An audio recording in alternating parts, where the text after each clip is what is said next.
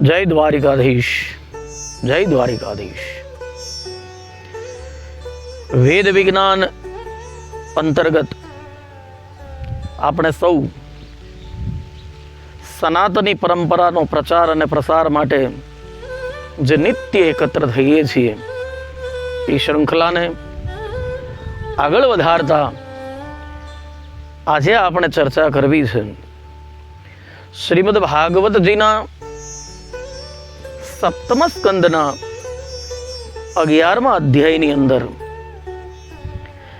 નારદજી અને યુધિષ્ઠિર મહારાજ એ બંનેની વચ્ચેનો સુંદર મજાનો સંવાદ, જેમાં મહારાજ યુધિષ્ઠિરના પ્રશ્નોના ઉત્તરમાં નારદજી ધર્મના 30 લક્ષણ બતાવે છે. આ 30 લક્ષણમાંથી મુખ્ય જે લક્ષણો છે એમની ચર્ચા આપણે 2 ભાગમાં કરીશું. આજના પ્રથમ ભાગમાં આપણે ચર્ચા કરીએ ધર્મના મુખ્ય લક્ષણો કયા કયા છે. ધર્મનું પ્રથમ લક્ષણ કોઈ હોય તો એ છે સત્ય. મહાત્મા તુલસીદાસજી પણ કહે છે, ધર્મ ન દૂસર સત્ય સમાન. મહાભારતકાર પણ કહે છે કે પરમાત્માના પ્રત્યેક અવતારમાં સત્ય પ્રતિષ્ઠિત છે. વાલ્મીકીજી કહે છે, રામો વિગ્રહવાન ધર્મ, સાધુ સત્ય પરાક્રમ, રાજા સર્વલોકસ્ય દેવાનામ ઈવ વાસવ. ત્યાં પણ સત્યનો ઉલ્લેખ છે ભગવાન રામચંદ્રજી માટે. ભગવાન કૃષ્ણ પરમાત્માના પ્રાગટ્યની પૂર્વે બ્રહ્માદિક દેવતાઓએ જે સ્તુતિ કરી છે એમાં પણ 9 વખત સત્ય શબ્દનો પ્રયોગ થયો છે. સત્યવ્રતમ સત્ય પરમ ત્રિસત્યમ, સત્યસ્ય યોનિમ નિહિતમ ચ સત્યે, સત્યસ્ય સત્યામૃત સત્ય નેત્ર, સત્યાત્મકમ ત્વામ શરણમ પ્રપન્ન. 9 વખત સત્ય શબ્દનો પ્રયોગ થયો છે. બૃહદારણ્યક ઉપનિષદ તો ત્યાં સુધી કહે છે કે સત્યસ્ય સત્યમ, સત્યનું પણ સત્યમ. તો સત્યનો હર હંમેશ જય જયકાર થયો છે. ધર્મનું મુખ્ય પ્રમુખ પ્રથમ લક્ષણ છે. પ્રખ્યાત પંક્તિ સત્યમ શિવમ સુંદરમ. શિવ તો સત્ય સમાન છે જ. સત્ય એ જ નારાયણ છે. અને એટલા માટે હું ને તમે આપણા ઘરે નાનકડા એવા પ્રસંગોમાં પણ સત્યનારાયણની પૂજા કરીએ છીએ. તો ધર્મનું પ્રથમ પ્રમુખ લક્ષણ કોઈ હોય તો એ છે સત્ય. ધર્મનું બીજું લક્ષણ છે દયા. દયા ધર્મ કો મૂલ है, पाप मूल अभिमान, तुलसी दया न छाड़िए, जब लग घट में प्राण.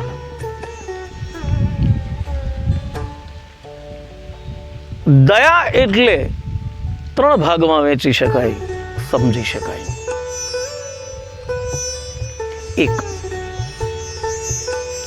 આપણાથી ચડિયાતા હોય એમના પ્રત્યે આપણને ઈર્ષા કે દ્વેષનો ભાવ ન હોય. આપણી સમાન જે છે, સમકક્ષ છે, એમના પ્રત્યે સ્પર્ધાનો ભાવ ન હોય. એમના પ્રત્યે આપણને મૈત્રી હોય. અને આપણાથી નિમ્ન જે નીચે રહેલા છે એમના પ્રત્યે આપણી અંદર કરુણાનો ભાવ હોય. બસ આ 3 વસ્તુ જો સમજમાં આવે તો એ દયા છે. બાકી તો કીડીને ન મારીએ, કીડિયારું પૂરવા માટે જઈએ, નાખે આખા માણસને કાપી નાખીએ તો એ દયા નથી. દયા ધર્મ કો મૂલ है. ધર્મનું મૂળ શાસ્ત્રકાર કહે છે, નીતિકાર કહે છે, એ દયા છે. ત્રીજું છે તપ. તપની આમ તો શાસ્ત્રમાં ઘણી બધી વ્યાખ્યા છે, પણ સીધી અને સાદી સમજણથી આપણે જો તપની વ્યાખ્યા કરવી હોય તો એટલી જ કરી શકાય કે જે ઉપર ઉઠાવે એમનું નામ તપ. આધ્યાત્મિક જગતની અંદર આપણી સ્થિતિને જે ઉપર લઈ જાય છે એ તપ છે. અકારણ શરીરને કષ્ટ આપવું એ નરી મૂર્ખતા છે. ઉપવાસ એકટાણા આ બધું થાય તો બહુ સારું છે, કોઈ વિરોધ નથી, પણ અકારણ પીડા ન આપવી. આધ્યાત્મિક જગતમાં આપણી અંદર સ્થિતિ સુધરતી રહે એનું નામ પરમ તપ છે. એ ધર્મનું લક્ષણ છે. ધર્મનું આગળનું લક્ષણ છે એ છે પવિત્રતા, શૌચ. સ્વચ્છતા અને પવિત્રતામાં ફરક છે. હું ને તમે આપણે સૌ સ્નાન કરીએ, સરસ મજાના કોસ્મેટિક લગાવીએ, પફ પાવડર લગાડીએ, સુંદર અલંકારને ધારણ કરીએ, વસ્ત્ર પરિધાન કરીએ, એ બધી સ્વચ્છતા છે. એ પણ જરૂરી છે, કોઈ વિરોધ નથી, એ હોવું જોઈએ. એ શિષ્ટાચાર છે, એટિકેટ છે. બાહ્ય જગતની અંદર દેખાવ બહુ મહત્વનો છે. સ્વચ્છતાનું તો ખૂબ અગત્યનું પાસું છે આપણા જીવનની અંદર. સ્વચ્છતા બહુ જરૂરી છે, પણ એ બાહ્ય અવસ્થા છે. પવિત્રતા છે એ ભીતરમાં હોય છે. જ્યારે વ્યક્તિની ભીતરની અંદર શુદ્ધતા આવે છે, શુદ્ધ ભાવ આવે છે, અહંકાર, અભિમાન, ઈર્ષા, દ્વેષ, રાગ, નિંદા આ બધું નીકળી જાય છે, અને અંતઃકરણની અંદર જ્યારે શુદ્ધિકરણ થાય છે ત્યારે એમને કહેવાય છે પવિત્રતા. ધર્મનું લક્ષણ છે પવિત્રતા. બાકી બગલા જેવું જીવન એ પવિત્રતા નથી કે બહારથી ધોળો દેખાય, બહારથી સફેદ દેખાય, પણ મનનો બહુ મેલો. આપણા જગતની અંદર પણ ઘણા સમાજની અંદર લોકો એવા જોવા મળે છે કે બહારથી તો બહુ ઉજળા દેખાય છે, પણ ભીતરની અંદરથી ખૂબ મેલા હોય છે. એ સ્વચ્છ કહી શકાય પણ પવિત્ર ન કહી શકાય. એના પછીનું ધર્મનું લક્ષણ છે તિતિક્ષા. નારદજી કહે છે યુધિષ્ઠિર મહારાજ, તિતિક્ષા એ ધર્મનું લક્ષણ છે. તિતિક્ષાનો અર્થ છે ધૈર્ય, શાંતિ, સહનશીલતા. જે હસતા હસતા સહે અને સહેતા સહેતા હસે એનું નામ તિતિક્ષા છે. કોઈ આપણું કદાચ ગમે તેટલું ખરાબ બોલે, કોઈ આપણું કદાચ ગમે તેટલું ખરાબ કરવાની ઈચ્છા કરે, પણ જ્યારે એમનું આપણે પ્રતિકાર નથી કરતા, એમની સામે જેવા સાથે તેવા ટીટ ફોર ટેટની ભાવના નથી રાખતા અને હરિ ઉપર છોડીએ છીએ, ઈશ્વર ઉપર છોડીએ છીએ, ત્યારે સમજવું કે આધ્યાત્મિક જગતમાં મારા અને તમારી અંદર તિતિક્ષાનો ભાવ રહેલો છે, જેમાં બદલાની ભાવના નથી હોતી, જેમાંથી રિવેન્જ આખો નીકળી જાય છે. એ તિતિક્ષા ધર્મનું લક્ષણ છે. કોઈ પણ પ્રકારની પરિસ્થિતિ હોય, માન મળે, સન્માન મળે, પદ મળે, પ્રતિષ્ઠા મળે, અપમાન મળે, તિરસ્કાર મળે, પણ જ્યારે એમની સામે એક્શનનું રિએક્શન મટી જાય ત્યારે સમજવું મારા તમારા આપણા જીવનમાં તિતિક્ષાનો ઉદય થયો છે.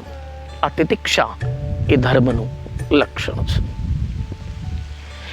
યોગ્ય અને અયોગ્યનો વિવેક હોવો એ પણ નારદજી કહે છે કે મહારાજ યુધિષ્ઠિર એ એક ધર્મનું લક્ષણ છે. શું યોગ્ય છે અને શું અયોગ્ય છે એમની સભાનતા, એમનો વિવેક એ ખૂબ જરૂરી છે. કોઈ પણ વસ્તુ હોય કે વ્યક્તિ હોય, એમને કેટલું મહત્વ આપવું, એમને કેટલો આદર આપવો એ ધર્મનું લક્ષણ છે. એને માટેનો વિવેક હોવો જોઈએ. અયોગ્ય કે પાત્રતા વગરના વ્યક્તિ છે એમને મહત્તા આપવી, અને યોગ્ય વ્યક્તિ છે જે લાયક છે એનો તિરસ્કાર કરવો એ પણ એક અધર્મ છે. માટે ઘણી વખત કહેવાનું મન થાય કે જે ઈશ્વર છે, પરમાત્મા છે, ભગવાન છે, એને ભગવાન ન માનવા એ જેટલો મોટો દોષ છે, જેટલું મોટું પાપ છે, એટલું જ મોટું પાપ જે ભગવાન નથી એને ભગવાન માનવા એનાથી લાગે છે. તો યોગ્ય અને અયોગ્યનો આપણી અંદર વિવેક હોવો જોઈએ. એના પછીનું લક્ષણ છે મન ઉપરનો સંયમ. મન ઉપરનો સંયમ એ ધર્મનું લક્ષણ છે. મન એ જ છે કે જે તાળાની ચાવી છે.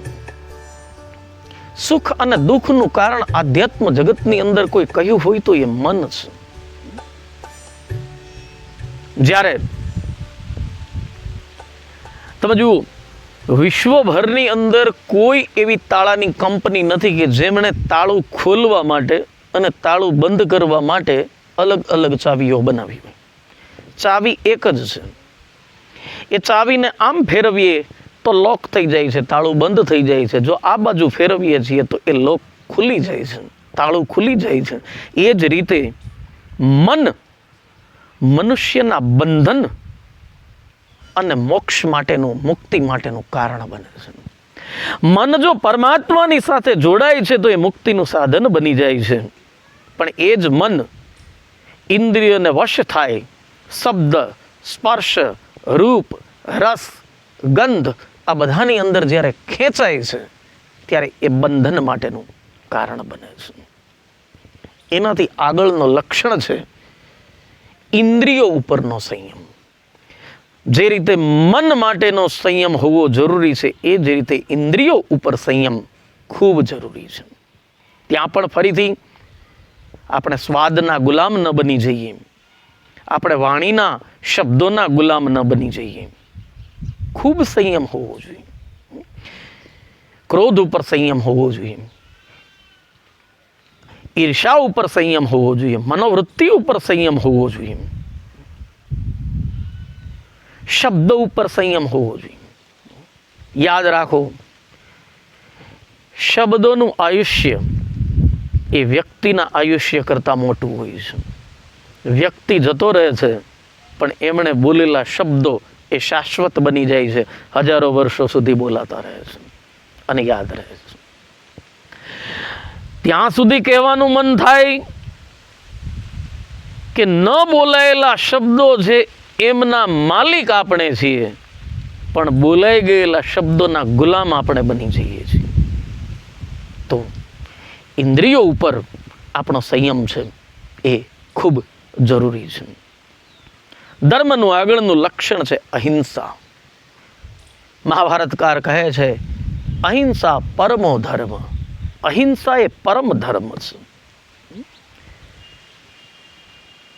અને મહાત્મા તુલસીદાસજી પણ કહે છે પરમ ધર્મ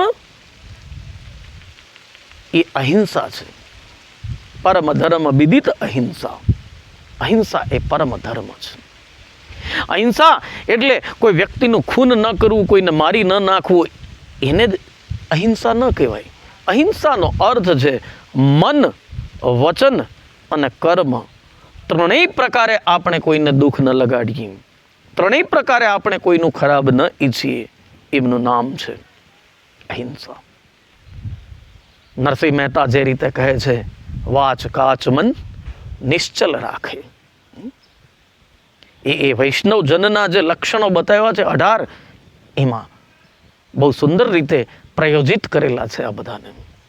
એના પછીનું લક્ષણ છે એ છે સ્વાધ્યાય.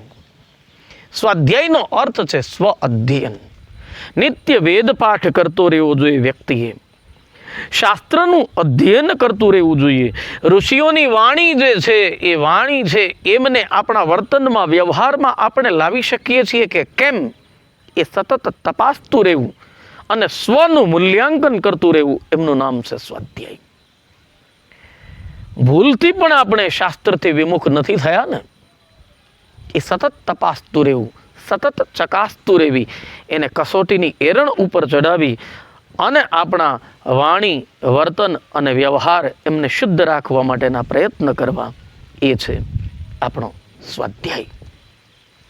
તો ધર્મના આ પ્રમુખ લક્ષણોની ચર્ચા આપણે ભાગ 1ની અંદર કરી અને ધર્મના બાકી રહેતા લક્ષણો નારદજી અને યુધિષ્ઠિરની વચ્ચેના જે છે એમને આપણે બીજા ભાગની અંદર એમની વિસ્તારપૂર્વક રીતે ચર્ચા કરીશું. આજના આ ભાગની અંદર આપણે આટલી જ ચર્ચા કરીએ. ધર્મના આમાંથી કેટલા લક્ષણો આપણી અંદર જોવા મળે છે અને નથી મળતા, તો આપણે એ પ્રત્યે કેટલા ચિંતિત છીએ, કેટલા સજાગ છીએ, એ સતત તપાસતા રહીએ અને ધર્મના માર્ગે ચાલવાનો યથાર્થ પ્રયાસ અને પ્રયત્ન કરતા રહીએ એવી આપ સૌની પાસેથી અપેક્ષા સાથે આજના અંકની અંદર આટલું જ. અમારી સાથે નિત્ય જોડાવા માટે ચેનલની સાથે જોડાતા રહો. નિત્ય સત્સંગ ચાલુ રહેશે અને વેદ વિજ્ઞાનની ચર્ચાઓ આપણે કરતા રહીશું. આજે આપ સૌને જાજાથી જય દ્વારિકાધીશ.